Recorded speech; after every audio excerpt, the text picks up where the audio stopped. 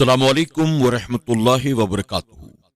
میرے پیارے آقا علیہ الصلوۃ والتسلیم کے پیارے دیوانوں، خاتون جنت حضرت فاطمۃ الزہرا رضی اللہ تعالی عنہا کی کنیزوں، کل کے درس میں ہم نے موسیٰ علیہ السلام اور ہارون علیہ السلام کے زمانے کے تعلق سے تعارف سماعت کیا تھا۔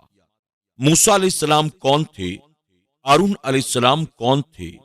موسیٰ علیہ السلام کی پیدائش سے پہلے حالات کیسے تھے؟ بنی اسرائیل کون لوگ تھے؟ فرعون کون تھا؟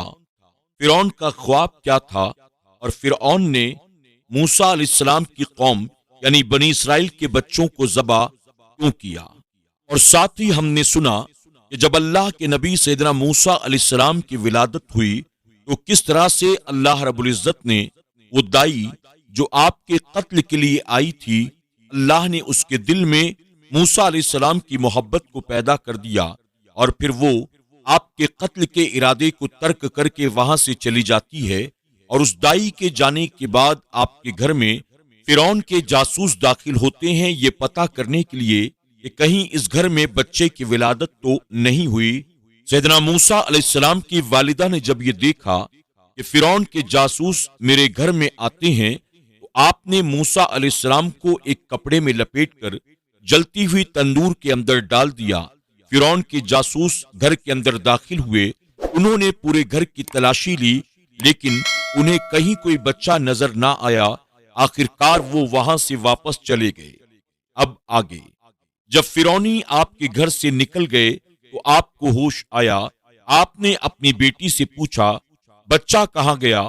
یعنی آپ کو یہ بھی معلوم نہ تھا کہ بچے کو آپ نے کہاں ڈالا تھا؟ تو آپ کی بیٹی نے جواب دیا مجھے تو کچھ پتا نہیں۔ اتنے میں تندور سے آہستہ رونے کی آواز آئی تو آپ نے دیکھا بچے پر آگ ٹھنڈی اور سلامت ہو چکی تھی۔ انہوں نے بچے کو تندور سے باہر نکالا۔ والدہ کو جب یہ فکر دامنگیر ہوئی کہ فرعون بچے کی تلاش میں پوری جدوجہد کر رہا ہے تو آپ نے بچے کو صندوق میں ڈال کر دریا میں ڈالنے کا فیصلہ کر لیا، کیونکہ اللہ تعالیٰ نے ان کے دل میں پختہ بات ڈال دی تھی کہ اس طرح بچہ محفوظ رہے گا اور ایک دن انہیں واپس مل جائے گا۔ آپ کی والدہ ایک نجار یعنی بڑھئی کا کام کرنے والے کے پاس گئی تاکہ اس سے صندوق حاصل کر سکیں۔ اس نے پوچھا تم کو لکڑی کے صندوق کا کیا کرنا ہے؟ تو آپ نے سچ سچ بتا دیا اپنے بیٹے کو اس میں ڈال کر دریا میں ڈالنا ہے، ہو سکتا ہے کہ فرعونیوں سے وہ بچ جائے۔ صندوق اس نے آپ کو فروخت کر دیا، لیکن بڑھئی کے دل میں بدنیتی پیدا ہو گئی۔ وہ فرعونی لوگوں کے پاس گیا جو بچوں کو ذبح کرنے پر مقرر کیے گئے تھے کہ انہیں بتا سکے۔ جب وہ ان کے پاس آیا تو اللہ تعالیٰ نے اس کی زبان کو بند کر دیا۔ وہ ہاتھ کے اشارے کر رہا تھا۔ ان لوگوں نے اسے پاگل سمجھ کر مارا اور بھگا دیا۔ جب وہ واپس اپنے گھر پہنچا تو اللہ تعالیٰ نے اس کی زبان کو اس پر پھر لوٹا دیا۔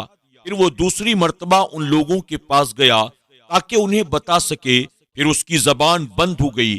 پھر ہاتھوں سے اشارہ کرنے کی وجہ سے انہوں نے اسے مارا اور وہ گھر لوٹا۔ پھر اس کی زبان ٹھیک ہو گئی۔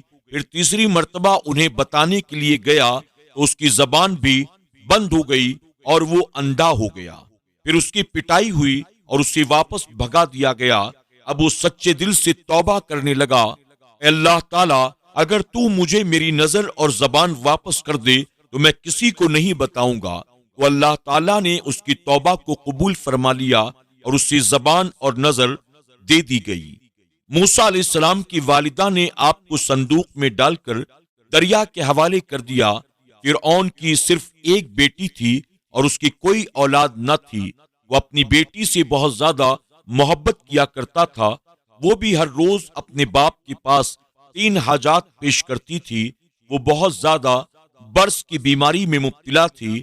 فرعون نے اس کے بارے میں طبیبوں اور جادوگروں سے مشورہ کیا۔ انہوں نے کہا اے بادشاہ یہ اس وقت تک ٹھیک نہیں ہو سکتی جب تک دریا میں سے ایک انسان کے مشابہ کوئی چیز نہ پائی جائے اور اس کا لعاب لے کر اس کے برس والے مقام پر ملا جائے، پھر یہ ٹھیک ہو جائے گی، اور یہ بھی اس وقت ہوگا جب فلاں دن اور فلاں مہینہ ہو اور سورج خوب روشن ہو۔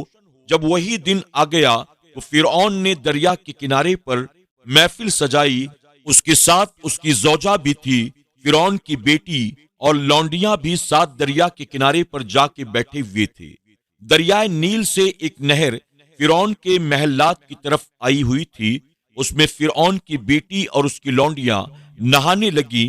انہوں نے دیکھا کہ تابوت دریا کی موجوں میں ہچکولے کھا رہا ہے، جو ایک درخت کے ساتھ آ کر رکا ہے۔ فرعون نے حکم دیا، جلدی سے وہ تابوت میرے پاس لایا جائے۔ کشتی والے لوگوں نے جلدی سے وہ تابوت فرعون کے پاس پیش کر دیا۔ انہوں نے کوشش کی کہ اس کو کھولیں، لیکن وہ کامیاب نہ ہو سکے۔ پھر توڑنا چاہا، توڑنے میں بھی کامیاب نہ ہوئے۔ فرعون کی زوجہ آسیہ کو اس تابوت کے اندر ایک نور چمکتا ہوا نظر آیا جو دوسروں کو دکھائی نہ دیا۔ جب آسیہ نے تابوت کو کھولنا چاہا تو کھول لیا، جس میں ایک چھوٹا سا بچہ تھا جس کی آنکھوں کے درمیان ایک نور چمک رہا تھا۔ اللہ تعالیٰ نے لوگوں کے دلوں میں اس بچے کی محبت ڈال دی۔ فرعون کی بیٹی نے اس بچے کا لعاب لے کر جب اپنے برس والے مقامات پر لگایا تو وہ اسی وقت ٹھیک ہو گئی۔ اس نے بچے کو سینے سے لگایا۔ فرعون کو کچھ لوگوں نے کہا کہ یہ وہی بچہ نہ ہو جس سے ہم بچنا چاہتے تھے، تمہارے ڈر کی وجہ سے اس کو دریا میں پھینک دیا گیا ہوگا۔ فرعون نے یہ سن کر بچے کو قتل کرنے کا ارادہ کیا، لیکن فرعون کی زوجہ آسیہ نے بچے کی بخشش طلب کی، اسے اپنا بیٹا بنا لیا۔ اس طرح یہ پہلا مرحلہ مکمل ہو گیا جس میں موسیٰ علیہ السلام کے لعاب کی خیر و برکت کا مظاہرہ بھی کرا لیا گیا۔ آپ کو قتل ہونے سے بچا کر رب تعالیٰ نے اپنی قدرت دکھا دی کہ جس بچے کو ختم کرنے کی غرض سے تم نے ہزاروں بچے ذبح کرا دیے، اسے میں نے تمہارے پاس پہنچا دیا ہے، لیکن تم اسے ذبح نہ کر سکے، نہ ہی کر سکو گے۔ فرعون کی زوجہ بہت نیک عورت تھی، انبیاء اکرام کی نسل میں سے تھی، غریبوں اور مسکینوں پر رحم کرتی تھی۔ اس نے فرعون کو کہا، یہ بچہ پتہ نہیں کس سرزمین سے آیا ہے، تمہارے لیے خطرہ تو اسی ملک کا بچہ ہوگا۔ یہ بچہ کتنا پیارا اور کتنا خوبصورت ہے، یہ تو بچہ بنانے کے قابل ہے، اسے قتل نہ کرنا، ہمارا کوئی بچہ نہیں ہے، اس لیے ہم اسے اپنا بچہ بنا لیں گے۔ آسیہ کی یہ بات فرعون اور اس کی قوم کے سرکردہ لوگوں نے تسلیم کر لی۔ جب رب تعالیٰ نے موسیٰ علیہ السلام کو قتل ہونے سے بچا لیا، رب تعالیٰ نے ارشاد فرمایا تو اسے اٹھا لیا فرعون کے گھر والوں نے کہ وہ ان کا دشمن اور ان پر غم ہو۔ بے شک فرعون اور اس کے لشکر خطا کار تھے، اور فرعون کی زوجہ نے کہا، یہ بچہ میری اور تیری آنکھوں کی ٹھنڈک ہے، اسے قتل نہ کر، شاید یہ ہمیں نفع دے یا ہم اسے بیٹا بنا لیں۔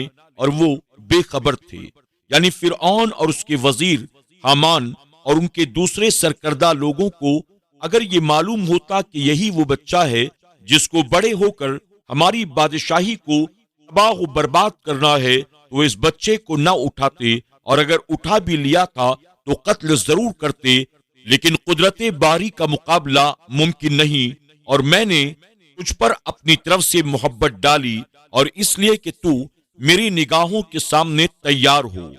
حضرت ابن عباس رضی اللہ تعالی عنہ نے فرمایا کہ اللہ تعالیٰ نے انہیں محبوب بنایا اور مخلوق کا محبوب کر دیا، اور جس کو اللہ تعالیٰ اپنی محبوبیت سے نوازتا ہے، لوگوں کے دلوں میں اس کی محبت پیدا ہو جاتی ہے۔